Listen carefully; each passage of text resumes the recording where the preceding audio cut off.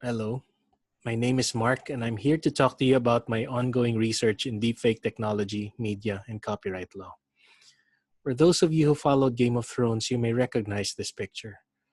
This is the temple of the many-faced god, or the god of death. He gives his followers the ability to change their appearance at will and allows them to spy on or attack their targets. I think this is a good metaphor for what deepfake technology allows us to do to other people. Sure, it's fascinating technology, but dangerous in the wrong hands. The word deepfake was coined by a Reddit user who combined the phrase deep learning and the word fake.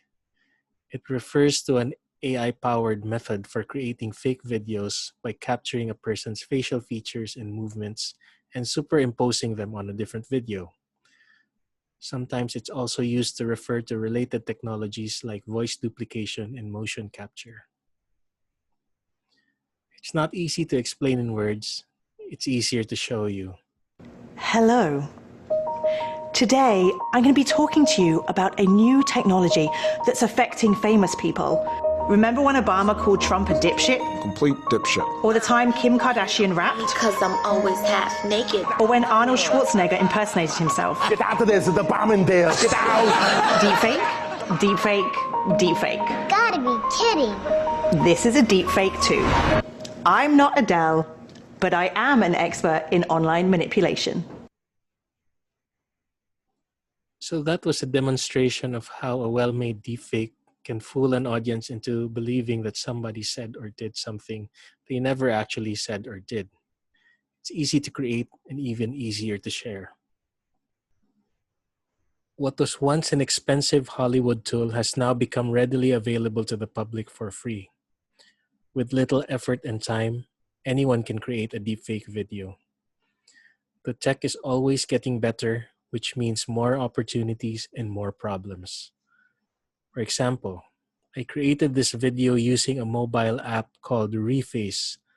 All it took was a single photo and 1 minute. When I started this research last year, this app didn't even exist. What they want, what they need.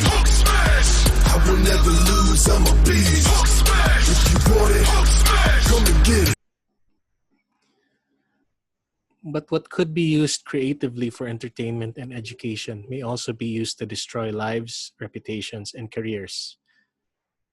The most prevalent use of deepfakes also poses the most serious threat against individual victims, mostly women and children. 97% of all deepfakes on the internet today are fake pornography. This form of image-based sexual abuse is not easy to control because creators can mask their identities and locations while the content is shared at the speed of social media. Most victims are famous celebrities, but it can affect regular people as well. For example, in Australia, Noel Martin was a victim of fake pornography when she was only 18 years old.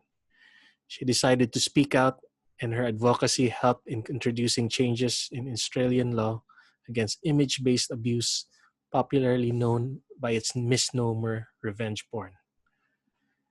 She received many awards for her advocacy work, but in the end, law enforcement failed to find the culprits and bring them to justice. Sometimes deepfakes are used for political attacks and propaganda. Senator De Lima reports that there are more than 100 deepfake videos of her online, and Google has not taken them down despite the complaints submitted by her office. And maybe you'll tell yourself, I'll never fall for that. I'm too smart. But think about your mother, think about your grandfather, and think about all the other people on social media who will end up voting for the next set of elected officials. This technology elevates fake news to a whole new level of believability. So what about fact-checking? Many of us believe in information that confirm our biases, and we don't bother to check the sources or the facts. Fact-checking simply does not work because we don't like to be told that we were wrong in the first place. So once the damage is done, there's no real and effective way to repair it. This is why deepfakes can be very damaging. On the bright side, deepfakes can be used creatively as parodies and public commentary.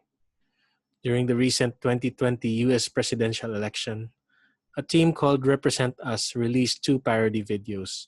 One was of Vladimir Putin, and the other one of Kim Jong-un, talking about how America is destroying itself. Here is the video of the North Korean leader. Democracy is a fragile thing, more fragile than you want to believe. If the election fails, there is no democracy. I don't have to do anything. You're doing it to yourselves. People are divided. Your voting districts are manipulated.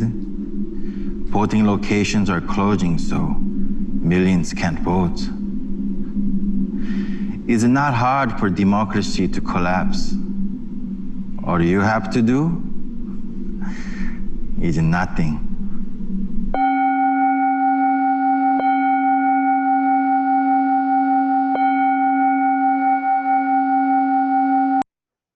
So this video turned out to be very controversial, but it's a good example of how you use deepfake technology to exercise the free expression guaranteed by our Bill of Rights and international human rights law. Deepfakes have also been used for art and education. This example brings back the Spanish artist Salvador Dali back to life in a Florida museum. It helps visitors and students experience Dali in a more concrete way. I have a long-standing relationship with death. Almost 30 years.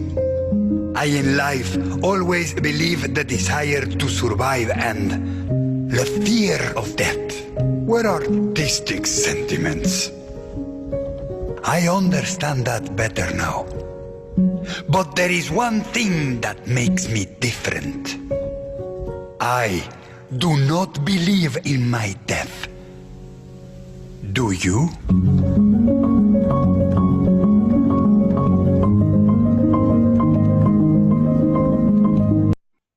In a U.S. Congress hearing, Professor Danielle Citron of the University of Maryland spoke about creating a precise solution that would outlaw harmful deepfakes, but would leave satire and parody alone. She proposed a narrowly tailored law against harmful false impersonations. In the Philippine Senate, Senator Recto filed a resolution calling for an investigation of deepfake technology, but it has been pending for more than a year now. Deepfake is relevant to copyright law because machine learning requires the processing of large amounts of photographic data. This means potentially using copyrighted works without permission. Is this copyright infringement, or is it covered by fair use? Deepfake technology affects privacy law because photographic data is often used, processed, and published without the subject's permission. We also need to think about introducing the right of publicity in the Philippines to protect people's image and likeness from being misappropriated and misused. Finally, we need to understand deepfake technology as a new way of committing cybercrimes, especially against women and children. We need to think about the new challenges we are facing in online law enforcement. All in all, there's a need to look at how deepfake technology can impact our lives. We need to minimize the harms while preserving its positive creative potentials. This is an example of the late famous 80s talk show host Inday Badiday and how she was resurrected for a music video for the band True Faith. At para sa ating special number ngayong gabi, may I introduce our musical guest, True Faith.